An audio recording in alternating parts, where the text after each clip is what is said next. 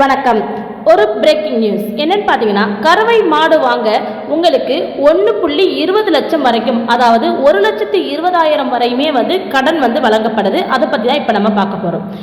அதாவது தமிழக அரசுடைய டாப்சிட்கோ, அதாவது TABCEDCO அப்படிங்கிற டாப்சிட்கோ மூலம் ஒரு பயனாளிக்கு 2 கறவை மாடுகள் வாங்குறதுக்கு ரூபாய் 1,20,000 வரைக்குமே பார்த்தீங்கன்னா கடன் வழங்குறாங்க.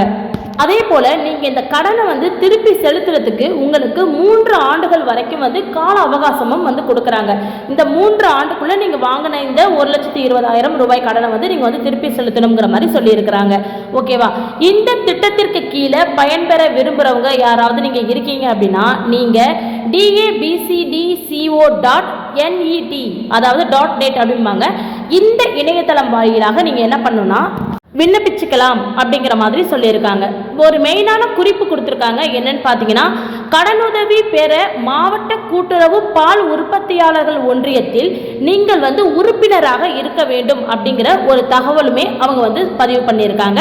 ஸோ இந்த தகவல் உங்களுக்கு பயனுள்ள ஒரு விஷயமாகவும் இருக்கலாம், சில நபருக்கு பயன் இல்லாத ஒரு விஷயமாகவும் இருக்கலாம். பயன் இல்லை அப்படிங்கிற பட்சத்தில் நீங்கள் அடுத்தவங்களுக்கு இந்த விஷயத்தை ஷேர் பண்ணிங்கன்னா அவங்களுக்கு ஏதோ ஒரு இது மூலயமா ஒரு பயன் கிடைக்கும்.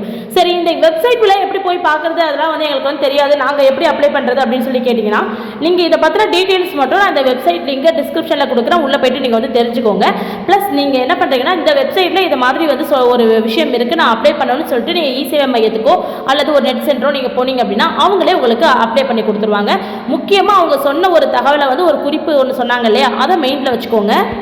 கண்டிப்பாக நீங்கள் மாவட்ட கூட்டுறவு பால் உற்பத்தியாளர்கள் ஒன்றியத்தில் நீங்கள் கண்டிப்பாக ஒரு உறுப்பினராக இருக்கும் பட்சத்தில் தான் உங்களுக்கு என்ன ஆகும்னு பார்த்தீங்கன்னா இந்த லோன் எலிஜிபிள் ஆகும்னு அவங்க சொல்லியிருக்காங்க. ஓகே, நன்றி.